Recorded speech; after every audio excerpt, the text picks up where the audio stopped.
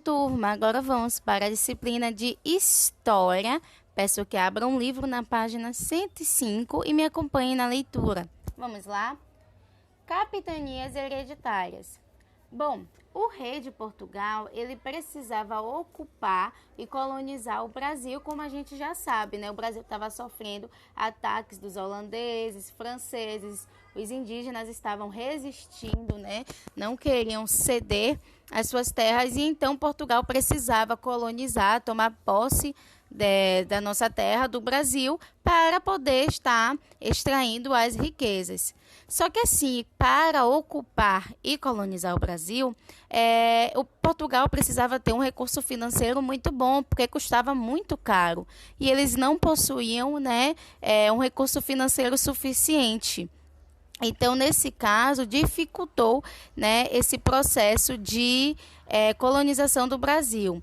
Mas então, no ano de 1534, foi criado um sistema de colonização que não exigia gastar muito dinheiro. O Brasil ele foi dividido em 15 grandes lotes de terra, né? Então, foi dividido em 15 grandes pedaços de terra, que foram chamados de capitanias hereditárias. Então, o que foi, né, esse sistema de capitanias hereditárias? Foi o processo de divisão do Brasil em 15 lotes de terra. Bom, nesse sistema de capitanias hereditárias, foi doado a 12 donatários escolhidos entre pessoas importantes. Então, entre os donatários tinham militares, fidalgos ou funcionários da administração colonial.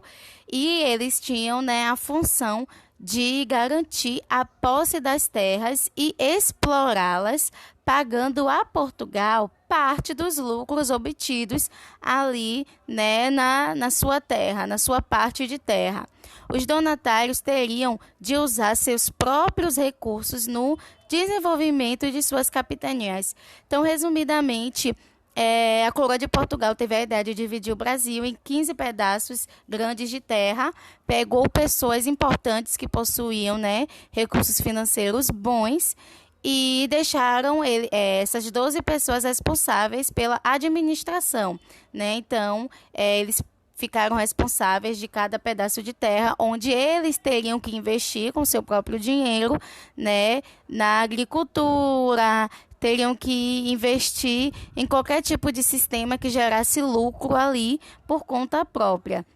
Aqui embaixo diz o seguinte, que as capitanias eram chamadas de hereditárias, porque quando esses donatários, esses responsáveis faleciam, esse pedaço de terra era transferido, né, para o seu herdeiro. Então, quando os donatários morriam, os seus descendentes, filhos, assumiam a administração daquele pedaço de terra.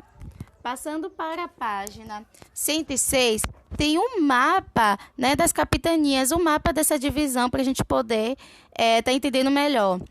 Lembrando, né, que nessa época tinha o Tratado de Tordesilhas entre Espanha e Portugal, e do lado de Portugal foi aplicado esse sistema de capitanias hereditárias.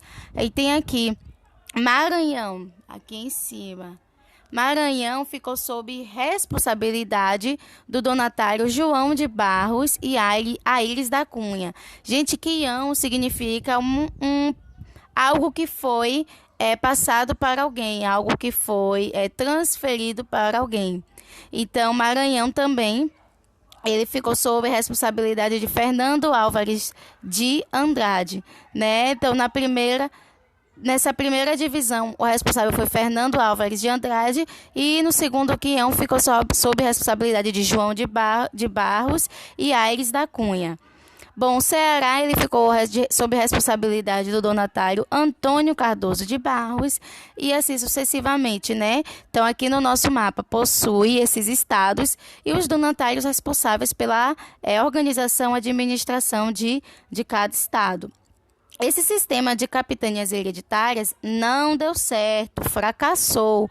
Então, não conseguiu prosperar, né? Não conseguiu obter o objetivo esperado. Muitos donatários não se interessaram pelas terras que receberam, né? Eles não tiveram interesse, e outros donatários não tinham recursos, né? Não tinham dinheiro suficientes para colonizar suas capitanias, que estavam sofrendo os ataques dos indígenas, dos franceses e corsários ingleses.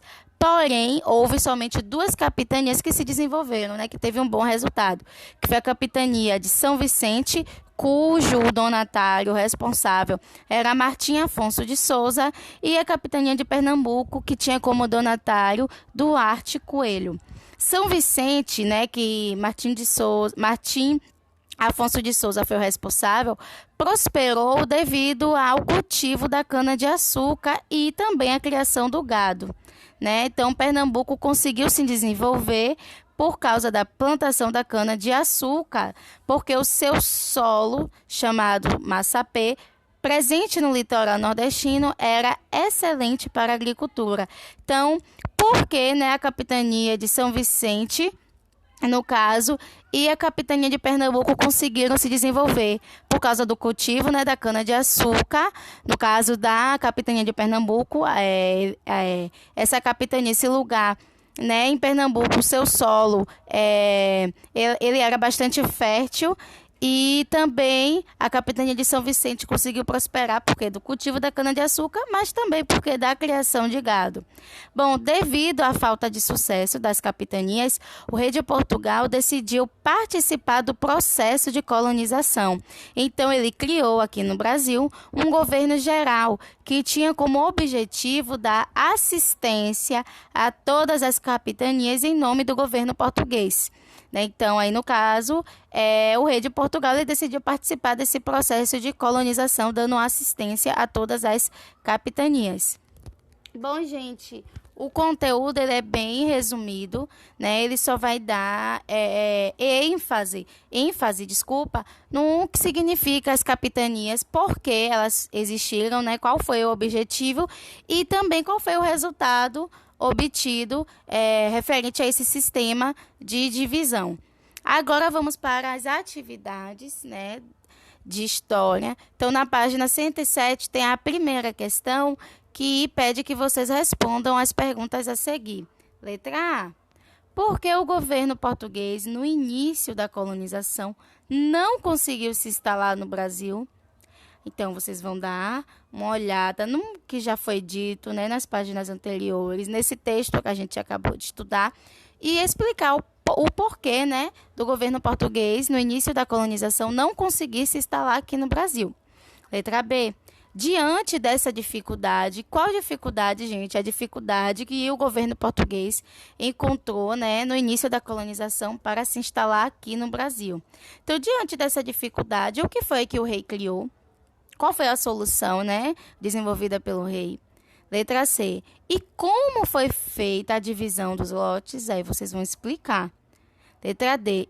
A quem esses lotes foram entregues? E aí vocês vão dizer aqui a quem foram entregues esses lotes.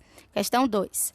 Observe o mapa e circule as capitanias mais próximas da região onde você vive. Gente, vocês vão olhar esse mapa aqui e vai circular, né, as capitanias, ou, no caso, a capitania mais próxima da região onde você vive, certo?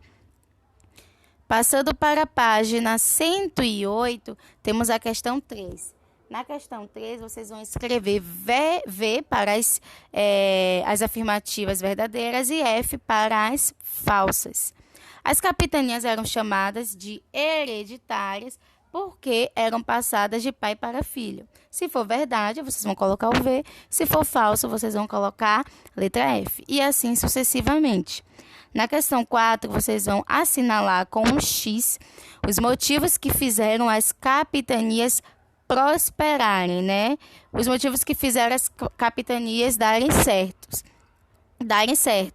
Então, foi o cultivo da cana-de-açúcar? Se for, vocês vão colocar um X. Se não for, vocês não marcam.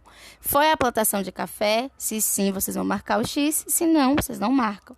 Foi o cultivo de algodão? Sim, vocês marcam um X. Não, vocês não marcam. E foi a criação de gado? Se sim, vocês marcam um X. Se não, vocês não marcam. Na última questão, vocês vão ligar a capitania ao seu donatário. Então, o livro ele traz algumas capitanias e vocês vão ligá-las, né, ao donatário, ao responsável pela capitania dita, certo? Atividade de história é só isso, gente. Espero que vocês resolvam as atividades, leiam o texto e um beijo. Aguardo vocês na nossa conferência.